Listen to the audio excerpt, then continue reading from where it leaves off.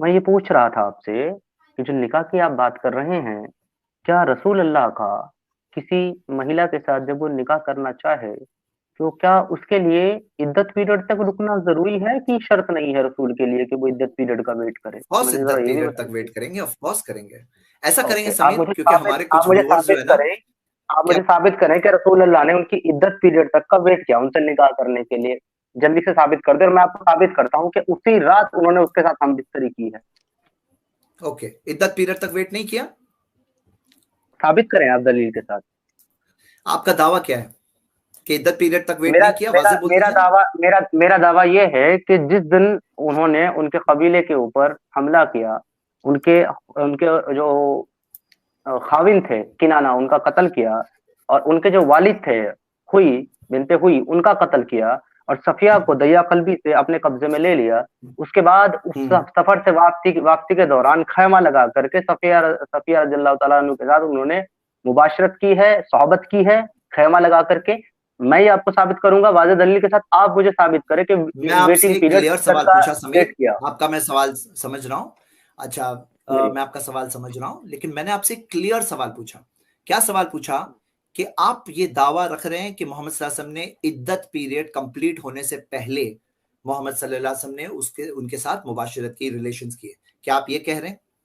Yes या no मैं बोल ये दो ना। कह रहा क्यों आप इसमें डरते हो? हाँ, हाँ, मैं बता रहा हूँ ना मैं क्या कह रहा हूँ। मैं ये कह रहा हूँ कि हाँ। आपकी अपनी किताबें ये कहती हैं कि रसूल अल्लाह ने उसी वक़्त उनके साथ तौबत की, देखो, तो आप इद्दत पीरियड जो उसी 3 वक्त महीना 10 दिन का है वो साबित नहीं होता। वो नहीं पूछ रहा हूँ। या तो मैं आप आपको मुझे रसूल क्लियर अल्लाह सवाल का पूछ रहा हूँ, आप बीटिंग अराउंड द बुश कर रहे हो। मैंने सवाल मैं भी आपको पूछा। क्लियर कह रहा हूँ कि मेरा दावा नहीं आपकी किताबों का दावा है कि रसूल ठीक है, अल्लाह ने तो इद्दत आपसे पीरियड मैं का अभी सवाल वेट पूछ नहीं रहा किया। हूं, वो टाइम पे इद्दत हुआ था, क्लियर नहीं हुआ था? इद्दत पीरियड, वेटिंग पीरियड कंप्लीट मैं हुआ था, नहीं हुआ था? पहले आप मुझे इद्दत पीरियड बताएँगे कितना है एक वुमन का? कुरान की रोशनी में बता दें, वो तो सूरह आप तलाक जब की इतने रोशनी बड़े में। क्रिटिक हो तो आपको तो पता ही होना चाहिए इद्दत पीरियड कितना है। मैं आपसे पूछ रहा हूँ, इद्दत नहीं, पीरियड मैं कंप्लीट आपसे हुआ पूछ था, रहा नहीं हूँ। हुआ था? Yes no. मुझे मुझे पता जी सर, अच्छा, अगर मैंने बता आपका दिया। इद्दत पीरियड कंप्लीट हुआ ही नहीं, आपका तो ऑब्जेक्शन ही खड़ा नहीं होता है, क्योंकि ऑब्जेक्शन तब खड़ा होगा अगर आप कहें हुँ, इद्दत खत्म होने से पहले ही नबी सल्लल्लाहु अलैहि वसल्लम ने मुबाशरत कर लिया, तो फिर आपका ऑब्जेक्शन हुँ, खड़ा होता है। लेकिन बिल्कुल अगर हो गया इद्दत खड़ा। कंप्लीट हो मैं ऐसा चुकी ही थी। कह रहा हूँ मैं ऐसा ही कह रहा क्या हूँ, कह रहे इद्दत हो? पूरी होने से पहले ऐसा क्यों मैं बोल ये रहे हो? कह वर्ड्स रहा बोलो ना। एक इद्दत पीरियड बेशक कंप्लीट नहीं हुआ था, ये बोलो। अगर आप सुनेंगे तो मैं बोलूँगा ना, अगर आप सुनेंगे मैं सबसे क्या हाँ, बोल रहा मैं हूँ? सुन ही रहा हूँ, बताइए। मैं कह रहा हूँ, क्या सफ़िया रज़ियल्लाहु ताला अन्हा की इद्दत एक एक दिन या एक रात की थी क्या? नहीं ना? आपसे मैं सवाल एक दिन पूछ या रहा हूँ, एक इद्दत मैं कंप्लीट आपसे हुई पूछ थी, रहा नहीं हूँ, हुई थी? हाँ या ना क्यों नहीं बोल नहीं रहे हो हुई आप? थी, क्यों क्यों? नहीं हुई थी, नहीं हाँ, हुई बोल दिए थी। ना अभी। ये आपकी चीज चार किताबों पांच से सेंटेंस पहले नहीं बोल सकते आपकी थे। किताबों से साबित ठीक। है कि नहीं हुई। तो आप साबित आपको करें हुई। साबित करना, आप बोल रहे थे नहीं हुई थी ना। अगर मैंने हाँ, साबित कर दिया कि इद्दत पीरियड कंप्लीट हुई थी, हुँ, और इद्दत कंप्लीट होने के बाद ही नबी सल्लल्लाहु अलैहि वसल्लम ने उनके साथ मुबाशरत की है, अगर मैंने साबित हुँ, कर दिया, तो आप गलत साबित हुए कि नहीं हुए? साबित करें, हाँ। और आपका साबित प्रोपेगेंडा गिरे, गलत साबित हुआ, नहीं हुआ? और आप जो है ना, सिर्फ आप नहीं। फिर मैं आपके सामने वो दलील रखूँगा जहाँ से मैंने ये इल्म हासिल किया है रखिए ना, कि इद्दत पीरियड नहीं हुई रखिए थी। ना। आप उसको चलो आप स्टार्ट। उसका अब हाँ, यहां आप पे उसका टॉपिक काउंटर डिफाइन दे। हुआ। क्या टॉपिक डिफाइन हुआ? कि इद्दत पीरियड, आपका ये दावा है इद्दत खत्म नहीं हुई थी, और इद्दत खत्म होने से पहले से मुबाशरत कर लिए नबी सल्लल्लाहु अलैहि वसल्लम ने। ठीक है। चलो, बिल्कुल, अब मैं बिल्कुल, आपको बिल्कुल, साबित बिल्कुल। करूंगा। अब आप मुझे थोड़ी जी, देर देंगे, मैं प्रेजेंटेशन शेयर करके आपको बता रहा हूं। फिर मैं आप अपना म्यूट करता हूँ, प्रेजेंटेशन आप शेयर करके। कंप्लीट कर लें, फिर मैं आपको बताऊँगा। हाँ, जी। फिर मैं आपको जी। अच्छा, मैं आपको ये पहले बता दूँ कि मैं इस वक़्त जो है मोबाइल से जुड़ा हूँ, तो मैं प्रेज़ेंटेशन शेयर नहीं कोई करूँगा, बात मैं नहीं है हवाला ब्रदर। दूँगा आपको, हवाला आप चेक कीजिएगा। मैं खोल दूंगा यहाँ पे, हाँ खोल दूंगा, हाँ जी, जी, हवाला ठीक रेडी है, रखिए। शुक्रिया, शुक्रिया। देखिए, सबसे पहले आपने इद्दत पीरियड के बारे में जो पूछा, तो इद्दत पीरियड अलग अलग होते हैं। डिवोर्स्ड औरतों का वेटिंग इद्दत पीरियड क्या होता है? 3 पीरियड्स होते हैं। सलासता कुरु। इद्दत जो जिनके शौहर की डेथ हुई वो कितने होती है? 4 मंथ्स 10 डेज। 4 months 10 days. और एक प्रेग्नेंट औरत की इद्दत कितनी होती है? वो जब तक डिलीवरी ना हो जाए। यानी इद्दत पीरियड फिक्स नहीं है कि 3 मंथ्स ही है, 4 मंथ्स 10 डेज है, डिलीवरी होने तक भी है।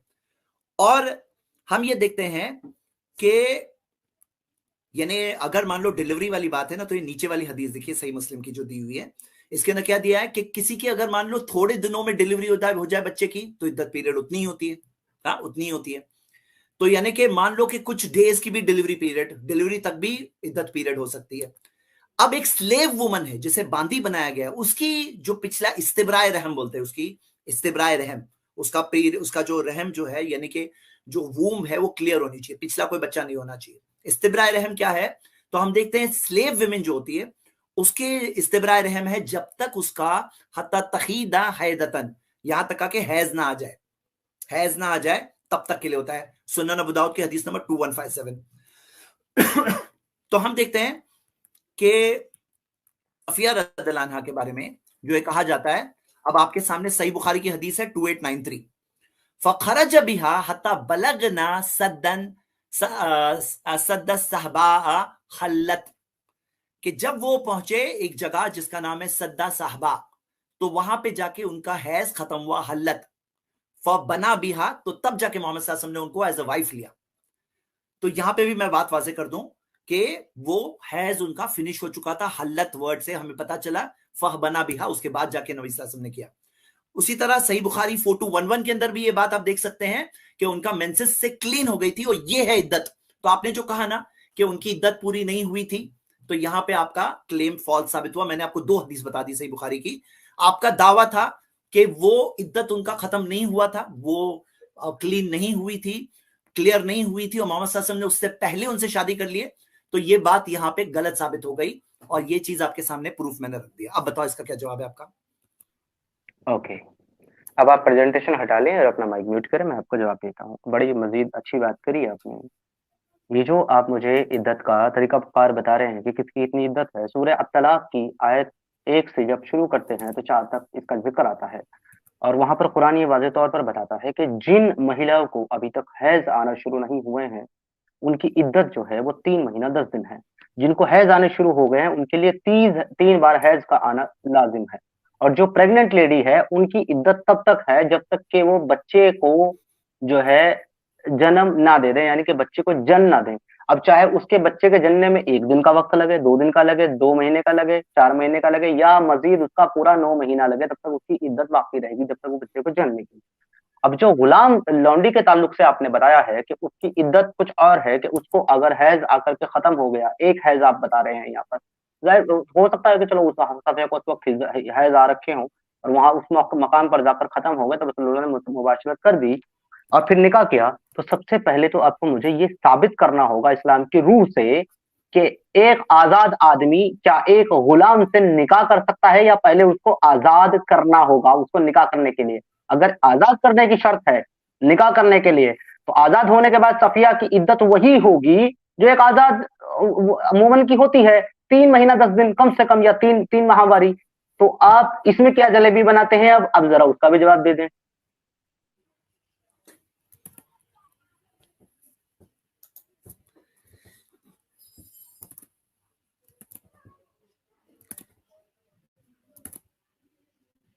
ये मैं आपके सामने प्रेजेंटेशन ओपन किया, तो यहां पे जो आपका कहना है उसके ऊपर हम वाजे देखेंगे।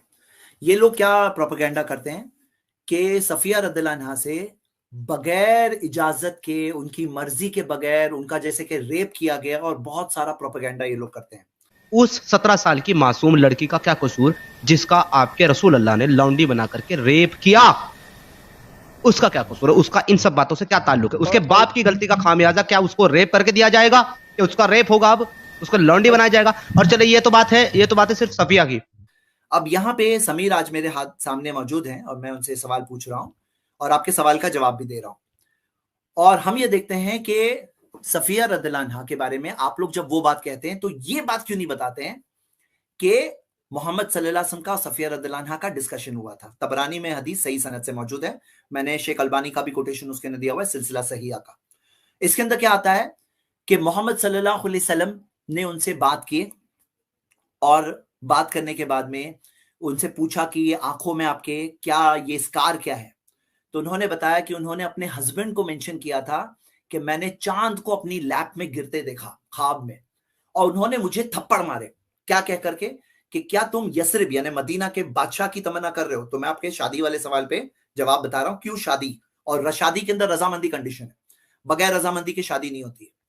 तो मोहम्मद सल्लल्लाहु अलैहि वसल्लम ने सफिया रज़ियल्लाहु अन्हा से बात की है, पूछे कि इस कार क्या है। उन्होंने बताया कि मुझे ऐसा ख्वाब आया था, मेरे हस्बैंड ने कहा कि क्या तुम मदीना के बादशाह की तमन्ना कर रहे हो?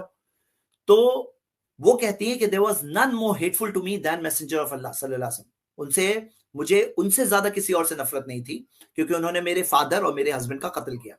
तो मोहम्मद सल्लल्लाहु अलैहि वसल्लम ने उनको एक्सप्लेन किया, या सफिया, ए सफिया, इन अबा की, तुम्हारे जो वालिद थे उन्होंने अरबों को मेरे खिलाफ उकसाया था, हाँ, अरबों में यानी कि इस तरह से जो चीज की थी, और वो समझाते गए, फाला फाला, या समझाते गए समझाते गए, मिन नफ्सी, यहां तक कि सफिया रदियल्लाहु अन्हा कहती है कि मेरे दिल में से उनके लिए नफरत चली गई। सेकंड बात आप देख सकते हैं कि तारीख इब्न साद के अंदर ये रिवायत मौजूद है कि जिसके अंदर आता है कि मोहम्मद सल्लल्लाहु अलैहि वसल्लम ने फिर उनको चॉइस दिया। और क्या चॉइस दिया कि तुम चॉइस करो, इख्तारी, कि तुम चॉइस करो कि अगर तुम चाहते हो तो तुम इस्लाम चूज करो और मैं तुम्हें अपने लिए चूज करता हूं, और अगर तुम जुडाइज्म चाहती हो तो मैं तुम्हें आजाद कर दूंगा और तुम जाओ अपने लोगों के पास। तो वो कहती है कि अल्लाह के रसूल सल्लल्लाहु अलैहि वसल्लम को उन्होंने कहा कि अल्लाह के रसूल सल्लल्लाहु अलैहि वसल्लम, मैं इस्लाम की चाहत थी मेरे दिल में, और मैंने इससे पहले ही उसके बारे में कहा, और ये आपने मुझे इनविटेशन दी, इससे पहले ही मैंने इस्लाम को ही चूज किया है, और मेरा कोई गार्डियन नहीं है जूज में से, ना मेरे वालिद है ना भाई है, और मैं इस्लाम को कुफ्र पर चुनती हूँ, और अल्लाह उसके रसूल मेरे लिए मेरी ये आजादी से ज्यादा महबूब है कि मैं अपने लोगों की तरफ लौटूं। तो ये उन्होंने चूज किया। यहाँ पे क्या बात क्लियर हुई कि जो रेप का इल्जाम और जो सारी बगैर रजामंदी की शादी का इल्जाम है जो इंक्लूडेड था, तो मैंने इसलिए ये बात को कवर किया। अब आइए आगे बढ़ते हैं कि यहां पे ये बात देखने के बाद ये एक और जो हम देखते हैं कि मोहम्मद सल्लल्लाहु अलैहि वसल्लम ने जो कॉन्कर किया और ये बात के अंदर समझाया, यानी कि क्या है, जो हदीसों से आपको सफिया रदियल्लाहु अन्हा के एग्जिस्टेंस के बारे में पता चलता है, उनसे शादी के बारे में पता चलता है, वो बताते हैं, लेकिन जो हदीसों से उनकी रजामंदी के बारे में पता चलता है वो नहीं बता रहे। आज ये वीडियो गवाह है कि आज के आपके सामने ये बात पहुंच चुकी है, with screen, with proof, with reference number, ताकि आप इसके बाद, आज के बाद ना करो, और आपकी जो पिछली स्ट्रीम्स में आपने जो झूठ कहा है इस चीज के बारे में कि बगैर रजामंदी के उनके साथ शादी की गई, वो चीज को आप डिलीट करो और क्लियर करो। ये एक आपके लिए मॉरल रिस्पॉन्सिबिलिटी। अब आइए, आपके जो मेन सवाल हमारा डिस्कस हो रहा था हैज के ताल्लुक से, तो आपका जो सवाल है वो अब मैं आपके सामने रख रहा हूं कि सवाल के अंदर हम क्या देखते हैं कि जो मुतल्लका औरतें हैं वो 3 पीरियड्स के लिए रुकेगी। तो क्या वो तलाकशुदा थी? नहीं थी, उनके लिए नहीं है। क्या वो उनकी जो औरतें हैं उनके शौहर का इंतकाल हुआ है तो 4 महीने 10 दिन है, यानी जिसके शौहर का इंतकाल हुआ था, तो क्या वो शौहर का इंतकाल हुआ वो औरतों में से थी? तो नहीं, वो बांदी थी। और बांदी की कितना है? इस्तिब्राए रहम। अब बांदी के एतबार से, इस्तिब्राए रहम के एतबार से वो हलाल हो चुकी है मोहम्मद सल्लल्लाहु अलैहि वसल्लम के लिए, वो हलाल हो चुकी हैं। हल्लत आ गया हदीस के अंदर, वो हलाल हो चुकी हैं। अब आप इस्लामिक फिक को अंडरस्टैंड करने के लिए इस्लामिक फिक के रूल्स फॉलो करेंगे, ना कि वो क्रिटिसिज्म वाला आपका वो नजरिया है। तो वो हलाल हो चुकी थी मोहम्मद सल्लल्लाहु अलैहि वसल्लम के लिए। अब मोहम्मद सल्लल्लाहु अलैहि वसल्लम चाहते तो उन्हें एज अ बांदी ले सकते थे, लेकिन उन्होंने तालीम दी थी कि जो शख्स अपनी बांदी को सिखाए, तालीम दे, आजाद करे और फिर शादी करे तो उसको डबल अजर मिलेगा। तो मोहम्मद सल्लल्लाहु अलैहि वसल्लम ने यहाँ पे उस चीज पे अमल करते हुए उनको तालीम भी दी, उनके साथ बात किए, उनको चॉइस दिया, उनको समझाया और फिर उनको आजाद करके उनसे निकाह किया, उनकी रजामंदी से निकाह किया। अब बताइए आपका क्या ऑब्जेक्शन है? जी, बहुत खूब। आपने अभी तक मेरी बात का जवाब नहीं दिया है। मैंने ये पूछा है कि अगर रसूल अल्लाह ने, अभी आपने बात करते हुए खुद ये तस्लीम कर लिया कि उनको आजाद किया और आजाद करने के बाद उनसे निकाह किया, और आप जो लौंडी कह रहे हैं ना उनको कि वो लौंडी थी, वो उनके शौहर का इंतकाल भी हुआ है, तो लिहाजा वो जो है बेवा भी है, और उसके ऊपर इद्दत जो फिर अगर होती है ना एक आजाद के ताल्लुक से, तो 4 महीना 10 दिन की होती है। ये आपने इकरार किया अपने रेफरेंस देते हुए। अगर आप उसे लौंडे के तौर पे ले रहे हैं तो आप तो फिर ये बहुत तकलीफ उठा रहे हैं उसकी इद्दत बयान करने की। 4 की 24 कोट कर देते, इद्दत की जरूरत ही नहीं है। वल मुहसिनाति मिनन निसाई इल्ला मा मलकत अयमानुकुम किताब अल्लाह अलैकुम, और हमने जायज कर दी तुम्हारे लिए वो शौहर वाली औरतें भी, अगर अगरचे उनके शौहर भी हों और वो जिंदा भी हों, तब भी वो तुम्हारे लिए हलाल और जायज हैं। कुरान की 4 की 24 की रूल है, जो तुम्हारी मलकल यमीन यानी तुम्हारी गुलाम लौंडी बन जाए। तो हुजूर सल्लल्लाहु अलैहि वसल्लम को अगर उसको लौंडी के तौर पर रखना होता, हमें कोई एतराज नहीं होता। बात तो आप निकाह की करते हैं ना, अब वो लौंडी का रही, जब निकाह कर लिया, उसको आजाद किया तो वो लौंडी नहीं रही, अब निकाह कर लिया तो बीवी बन गई। अब निकाह करने के लिए जब उसको आजाद किया गया है तो आजादी वाली जो उसका वेटिंग पीरियड है, 4 महीना 10 दिन, जो कि उसके शौहर के कत्ल होने के लिए, मकतूल होने के लिए उसके ऊपर वाजिब आती है, वो किधर है जैद साहब? या तो ये कहिए कि गुलाम लौंडी के तौर पर उसको कबूल किया, फिर मुझे कोई इश्काल नहीं है, मेरा मेरा आर्ग्यूमेंट खत्म। या अगर आप आजाद करके निकाह करने की बात कर रहे हैं तो फिर इद्दत पीरियड कुरान की रूह से आजाद वाली रखिए। ये डबल स्टैंडर्ड क्यों जनाब? आप जितने जितने 1400 सालों से आप हजरात इन तमाम मुस्लिम उम्मा का लोगों का बेवकूफ बनाते आए हैं, वो टैक्टिक्स एक्स मुस्लिम के ऊपर काम नहीं करती, इसीलिए आप लोग फैले, क्योंकि आपको मदरसों में फिरकों में लड़ने की तालीम दी गई है, एक्स मुस्लिम से लड़ने की नहीं। बात जी जी जी आपने अपनी है समीर। एक्चुअली मेरा एक रूल है, मुझे ना एक बार बोलने अच्छा लगता है, ज्यादा ज्यादा 2 बार। एक ही बात को कईयों बार बोलूं, जैसे मैं वो डिबेट में बोल रहा था, एक बात को कई बार और आप मेरे साथ वो कर रहे थे, तो वही चीज फिर से हो रही है। मैं अपनी बात को फिर से सेकंड टाइम रिपीट कर रहा हूं, हालांकि मैंने ये बात अभी कही। क्या कहा मैंने? और मैंने जस्ट नाउ एक्सप्लेन किया, स्क्रीन के साथ एक्सप्लेन किया, जो आपका अंडरस्टैंडिंग है। पहले मैं आपसे पूछ लूं कि आपने इस्लाम के बारे में क्या ये समझे हैं कि कोई शादीशुदा औरत अगर हो तो इस्तिब्राए रहम के बगैर उसके साथ रिलेशन जायज है? क्या आपने ये समझे हैं? इस्तिब्राए रहम यानी कि मेंसेस आने के बगैर उसके साथ रिलेशन सही है, वो आपने ये समझे हैं? यस या नो बता दीजिए, क्योंकि आपकी बातों से तो ये मैंने कुरान की आयतों से ये उसूल बयान किया है जो कि आयत से ये लौंडी के समझे तौर पर आप सुने ना। अब मैं आयत से क्या समझा मैं बता रहा हूं, तो आप सुनते नहीं है, सवाल आप करते हैं, जवाब लेते नहीं है। मैंने आपको वाज़ेह तौर पर यह कहा है कि अगर रसूल अल्लाह ने उसको लौंडी के तौर पर ऑन किया होता तो ये सवाल ही नहीं होता वेटिंग पीरियड का और ये सब का। ये सवाल इसीलिए आ रहा है क्योंकि लौंडी के तौर पर ऑन नहीं किया, भाई निकाह किया है उन्होंने, और निकाह करने के लिए आजाद करना जरूरी है, आजाद करने के लिए इद्दत पीरियड पूरा होना जरूरी है। वो किधर है, मुझे वो दिखा दे, बस बात खत्म। सिंपल बात है, जो कहां है मैं आपको बता दूं ना, तो फिर से बता रहा हूं, ये आपके सामने है। स्लेव वुमन को बांदी जो हो, तो बांदी के अंदर उसे मेंसेस आने तक, या अगर प्रेगनेंसी है तो डिलीवरी तक, ये उसका इस्तिब्राए रहम का पीरियड है, उसके बगैर वो हलाल नहीं है। आपके जो अंडरस्टैंडिंग है ना वो रॉन्ग है कि वो बगैर इस्तिब्राए रहम के हलाल है। फर्दर मैं एक बात एज अ फुट नोट बता रहा हूं, एक्स्ट्रा साइड पॉइंट है, वो ये बता रहा हूं कि ये उस जमाने में था जिस जमाने के अंदर स्लेवरी प्रैक्टिस होती थी। इस्लामिक स्लेवरी के अंदर restrictions, limitations, rules and rights थे। अन इस्लामिक स्लेवरी के अंदर तो कोई रूल्स एंड राइट्स नहीं थे, उसके अंदर तो जुल्म हो जाती थी। इस्लाम ने इरेडिकेट करने का सिस्टम और तरीका भी बताया। तो चलो वो एक अलग टॉपिक है, बाद में कभी डिस्कस करेंगे।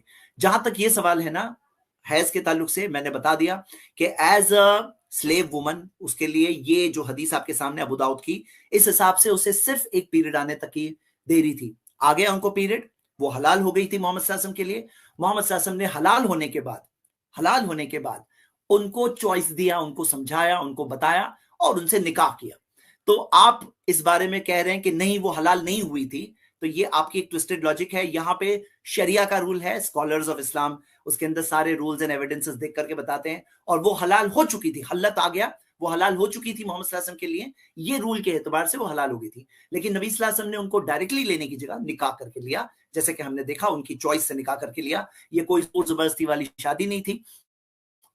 आई थिंक दोनों चीज क्लियर है समीर, क्योंकि दूसरे गेस्ट भी वेट कर रहे हैं। एक अच्छा डिस्कशन हुआ आज आपके साथ, थैंक यू फॉर कमिंग, और फिर मिलते रहेंगे। ठीक है, बहुत बहुत शुक्रिया आपका। चलें, आपने अपनी बात रखी और अब आपने मुझे जो है इजाजत दे दी जाने की, तो ठीक है, मैं इस डिस्कशन को यहाँ लीव करता हूँ, और मैं जो है ना ये लोगों के ऊपर छोड़ता हूँ जो इस डिस्कशन को बाद में सुनेंगे कि वो इसके ताल्लुक से क्या कहते हैं। बाकी बिल्कुल ऑलवेज यही तरीका है, बल्कि मैं समझता हूं आपने जो उसूल बनाया है उस पर एक बार वजाहत कर दे ताकि आसानी हो जाए आगे के लिए भी मेरे समझने के लिए। आप ये कह रहे हैं कि अगर कोई महिला as a sex slave, as a captive हमारे कब्जे में आती है, चाहे वो बेवा हो चाहे वो मुतल्लका हो, उसका जो वेटिंग पीरियड है वो सिर्फ जो है तब तक है जब तक वो मुझे निकाह करने की रजामंदी ना दे दे, और मैं इसे आजाद करके कभी भी किसी भी वक्त निकाह कर सकता हूँ, आप ये कह रहे हैं। उसका इस्तिब्राए रहम जो है ना, जैसे उसको मेंसेस आ गए या तो डिलीवरी हो गई, यानी कि वूम क्लियर हो गई, उसके बाद के मतलब उसको एक बार भी अगर शादी करें, अगर उसको एक बार भी मेंसेस आ गए तो वो जायज हो गई, आप ये कह रहे हैं? जायज हो गई जी, यही रूल है, शरिया में रूल है और हदीस है इस बारे में, ऐसा नहीं कि हमारे खुद का बनाया हुआ रूल है। हाँ जी, ओके, ठीक है, चले, ये ठीक है, ये आपका स्टैंड है, आपकी बात है, लोग इसके ऊपर ज्यादा अच्छे से फैसला कर पाएंगे। बहुत बहुत शुक्रिया बातचीत करने के लिए, मौका देने के लिए, और अपना ख्याल रखिएगा। शब बखैर। ओके, थैंक यू समीर भाई, thank you, keep coming. Thank you sir, Shakeel ji, thank you. Thank you.